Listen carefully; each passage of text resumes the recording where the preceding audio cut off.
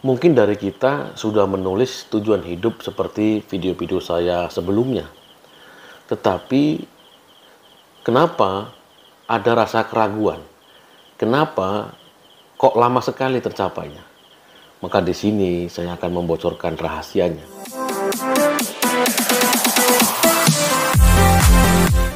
Halo Bapak Ibu semua, kembali lagi berjumpa dengan Guru Sawit. Kali ini kita akan membahas mengenai bagaimana supaya tujuan hidup itu cepat tercapai.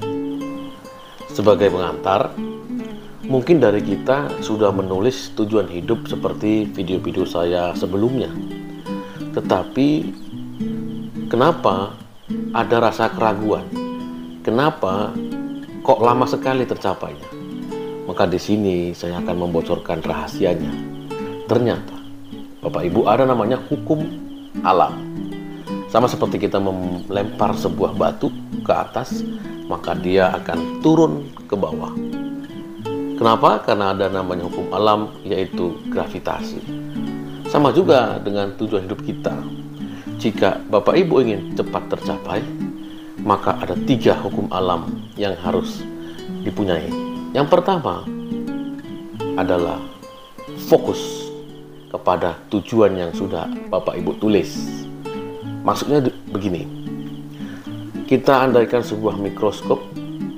Dulu waktu kita sekolah pernah ada praktek kita membakar kertas atau kapas menggunakan bantuan sinar matahari. Kalau dia tidak fokus, maka tidak bisa membakar. Tidak bisa cepat membakar kertas dan kapas itu. Sama seperti tujuan hidup kita. Maka hukum alam yang pertama adalah fokus kepada tujuan, sama seperti mikroskop tadi. Kemudian yang kedua, Bapak Ibu, hukum alam yang kedua adalah yang saya sebut dengan konsentrasi. Jadi, ya konsentrasi terhadap dengan impian Bapak Ibu. Misalnya begini, besok kita mau ujian. Kemudian Bapak Ibu dikasih buku untuk belajar. Ada 2 tempat. Pertama di kuburan, kedua di pasar. Kira-kira mana yang paling cepat untuk menghafal semua materi pelajaran? Sudah pasti di kuburan. Kenapa? Karena konsentrasinya terfokus. Ya, sedangkan kalau di pasar konsentrasi kita terdistorsi, terganggu dengan orang-orang lain di pasar. Artinya apa?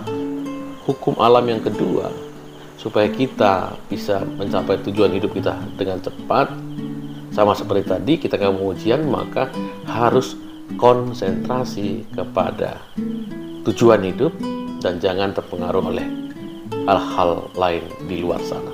Sekarang yang terakhir, hukum alam supaya Bapak Ibu tujuannya cepat tercapai, yaitu adanya keseimbangan.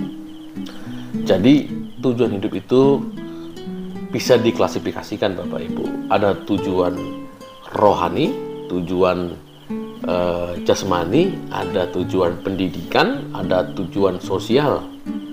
Jadi harus seimbang antara semua tujuan itu, baik yang rohani maupun yang jasmani. Contoh rohani seperti apa? Contoh rohani, mungkin Bapak Ibu mau umroh 5 tahun lagi, silakan ditulis. Atau mau ke Yerusalem, silakan ditulis. Atau mau memberikan sumbangan ke masjid atau gereja sebelah sana.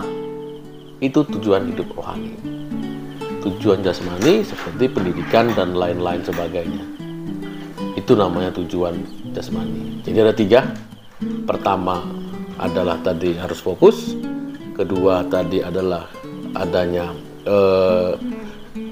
keseimbangan. Dan yang ketiga tadi konsentrasi. Demikian Bapak Ibu. Nanti kita akan bahas lagi mengenai pengembangan diri lainnya.